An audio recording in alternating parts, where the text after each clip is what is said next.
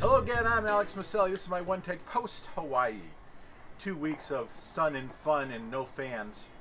But I don't want to talk about Hawaii necessarily, except for the fact that I guess I do, because I'm talking about Justin Thomas and what he did in Hawaii in the first event of 2021 at the Tournament of Champions, uttering a phrase that was homophobic, and Justin Thomas apologized. And so at that point, we all said, well, Justin Thomas apologized, we're good, let's just move on.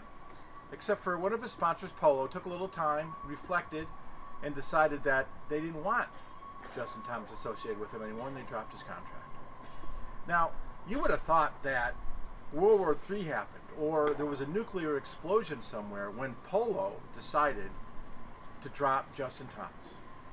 Now, first of all, in any contract, there's a morals clause. So if Polo or Ralph Lauren decided that this met that morals clause and they decided that they didn't want to deal with a person that said what he said even though he apologized, it's certainly up to them.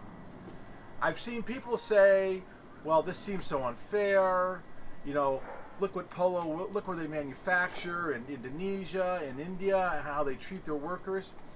Well, that all may be true, but the fact is that Justin Thomas apologized after making a slur that was offensive. Now, when Scott Piercy did a similar thing on Twitter a couple years ago, Titleist dropped him that night. That night, they called him up and dropped him. The next day, Scott Piercy's out there with a hat that doesn't say Titleist on it, doesn't have a Titleist bag.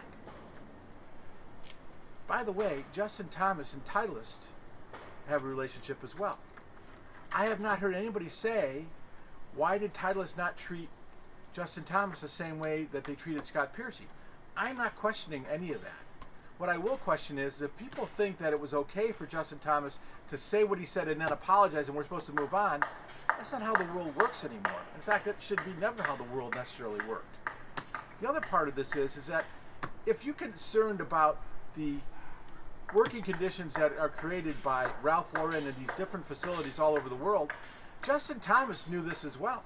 He could have just decided, you know what, I'm taking the high road. I am not going to work with Ralph Lauren. I am not going to sign an endorsement contract with Ralph Lauren. That's not what he did, is it? So let's not get all high and mighty on Ralph Lauren. Let's not get all high and mighty on Justin Thomas. He did something wrong. He's paying the price. And these are the consequences of saying things that you shouldn't say. Right? Period. The other part of this today is the fact that Charles Barkley, during an NBA broadcast, said straight out that athletes should get the vaccine before others.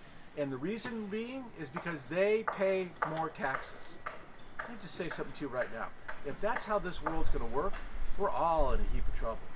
We're talking about inequity all over the world, and yet Charles Barkley wants to perpetuate it by saying you should get a vaccine because you pay taxes, or more taxes than someone else.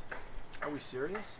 I hope Jay Monahan, who's the commissioner of the PGA Tour, understands that that would not go over well if people thought that his athletes were getting